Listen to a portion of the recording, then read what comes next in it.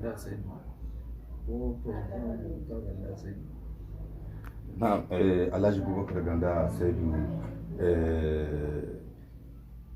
kuna harkar wasannin motsa jiki misali wanda ake kamar irin su balo da kwallo da sauransu, wancan haka nan kuma kuna ɗaya daga cikin waɗanda ya suke taimaka ma matasa misali ta ɓangare daban-daban, kamar menene ya ja hankalinku, me ra'ayinku dangance da irin wannan taimako da kuke matasa, menene ya ja hankalinku misali? Wato tun da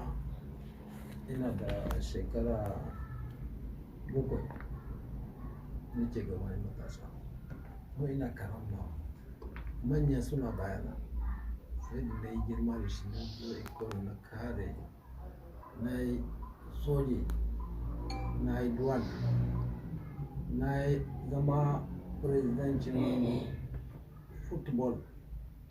na club cin Gankale, na club cin Liberté, na club cin Aisifan, na zama secrétaire à l'organisation na Fédération de football, na zama vice-président national na Fédération cin football FENIFOOT, sannan na yi wajen kokowa, na zama presidancin kokowa na Nijar,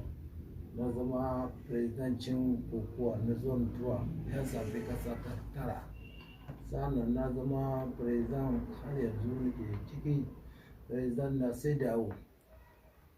kasa lokacin na kasa 15, sannan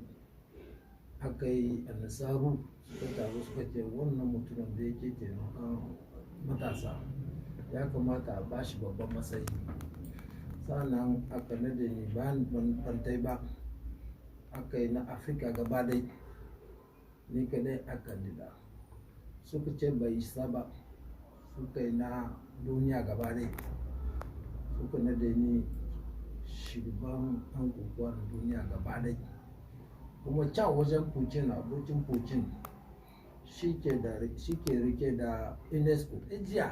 wala kokowa da abin da ijiya kamar ijiya ke da mutum biyu suna cikin ijiya su yi kokowa, suka sani mataimakin shugaba na duniya gaba dai a can Vietnam, can suka yi shi kun ban ba don gani tarihin da mutane a nasaru da kasashen wajen nan su duka suka bani, don ka sa nan aka bani medai na Afirka, medai na CDAO, medai na gwanin shugaba an kokowa na duniya gaba dai, medai d'or mondial, sannan suka yi mini medai d'or na duka kasashen duniya da ake cewa continental, wala ina da parti di na haut niveau ga hannun Abubakar. Mr. President, kun dan tabo min tambaya ta gaba, kun bayyano irin makaman da kuka rike tun daga yarintarku har zuwa yanzu, bai sai ban shi kun dan saka siyasa ba, sai yanzu kuka saka zancen siyasa. Idan muka koma zancen siyasa Mr. President, ina aka kwana har yanzu an kusa siyasar nan koko an dan jinginar da ita misali? An dakata kaɗan, amma insha Allah kuma an tada za a gani president Buhari da ya koma president Bobi Warriors. Amma na ransu ne tare da yara muka tashi, tare da yara za mu mutu,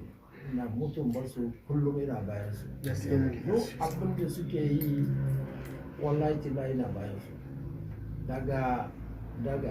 sport ne ina bada, daga komi na matasa in sun zo wurina ina tare da su, komi ne inda matasa ne ina tare da su gaskiya. Duka doki na